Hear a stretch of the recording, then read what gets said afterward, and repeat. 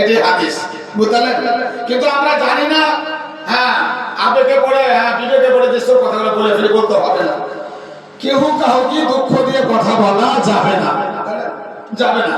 এটা হাদিস বলেনি। মুহাম্মদ সাল্লাল্লাহু আলাইহি ওয়াসাল্লাম বলছেন যে আমার 63 বছর জীবনে আমি একদমই মিথ্যা কথা বলিনি, আর একটাও উনি মিথ্যা কথা বলেননি, আর কেউ কাউকে দুঃখ দিয়ে উনি কথা বলেননি। কথা বলতে পারবেন না কেউ দুঃখ দিয়ে।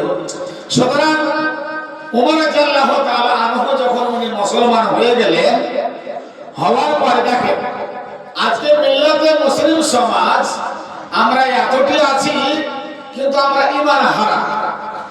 একটা উদাহরণ, আমার দাদা জমি বেচতে আমার বেটাকে, অর্থাৎ আপনার বাবা যে জমিটা রক্ত পরিশ্রম মেহনত করে কষ্ট করেছিলেন, 5 বিঘা জমি তৈরি করেছিলেন, আপনার ছেলে অর্থাৎ আপনার ছেলে, আপনার পোতা, এই পোতাকে জমিটা বিক্রি করতে বলেন, ব্যথা লাগবে না সুখ লাগবে? ব্যথা লাগবে না সুখ লাগবে? তো ব্যথা লাগবে না সুখ লাগবে, তো যাই যাই থাক থাক।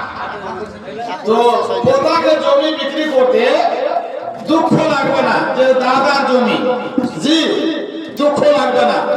তেমনি আমাদের ঈমান যাই যাক থাক থাক।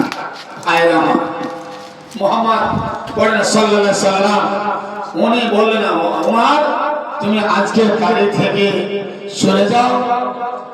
ইসলামের পতাকা যখন তুমি ইসলাম কবুল করে নিয়েছো, ওমর রাদিয়াল্লাহু আনহু বলছেন আল্লাহ রাসূল আজকের তারিখ থেকে সর্বপ্রথম কাবা ফেরান করে আমার মনসে বসে আছে, আমি জোরে সোরে তাকবীর দিব। আমি ভাইরা আমার তাকবীরে ওলা তাকবীরে ধ্বনি ওমর রাদিয়াল্লাহু তাআলা আনহু উনি দিয়েছিলেন।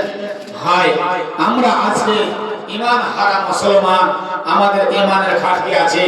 আজকে দেখেন আমি বেশি বলছি না, সারা বিশ্বে মুসলমানদের উপরে যেটা আপনার রোলার চাপা হয়েছে, যেটা দাও দাও করে আগুন জ্বলছে, মুসলমানদের উপরে নির্যাতন হচ্ছে, নিপীড়িত হচ্ছে।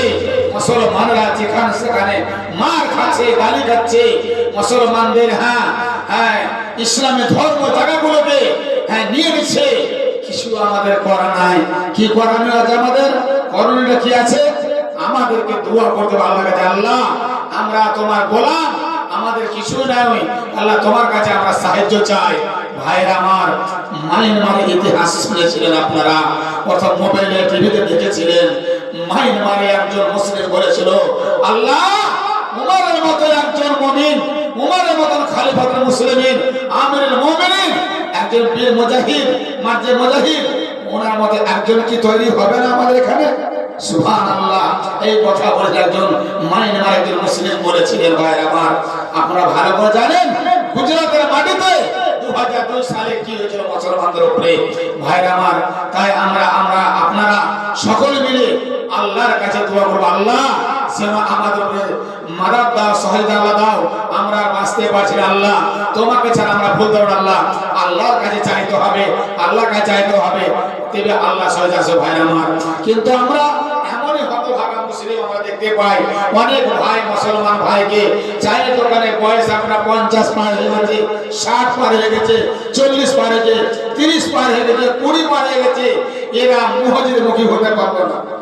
দুঃখ লাগে আমাকে দেখে, খুবই দুঃখ লাগে যে আগাম দিলে মুয়াজ্জিন 40 বছর ধরে আপনার গ্রামে আমার গ্রামে মুয়াজ্জিন আপনাকে 5 বার ডাক দিলে, হায়রে হতভাগা মুসলমান, মদের আড্ডায় বসে থাকলেন, সুদের আড্ডায় বসে থাকলেন, জুয়ার আড্ডায় বসে থাকলেন, লটারির আড্ডায় বসে থাকলেন, ক্যারাম বোর্ডের আড্ডায় বসে থাকলেন, এই মুসলমান আপনি ঘুষে বসে থাকলেন, পেটেতে বসে থাকলেন, এই সময়টাকে নষ্ট করে দিয়ে আপনাকে আল্লাহ জিজ্ঞাসা সর্বপ্রথম, বান্দা তোমাকে 60 বছর, 70 বছর, 80 বছর বয়স দিয়েছিলাম, তুমি কি মুখী হয়েছিলে, সারা আদায় করেছিলে?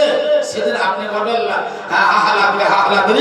আমি কিছু জানি গেলেন না। ভাই আমার, সেদিন বাঁচতে পারবেন না, সেদিন বাঁচতে পারবেন না। তাই আসুন আমি শেষের বেলা দোয়া রাখবো আপনাদের জন্য।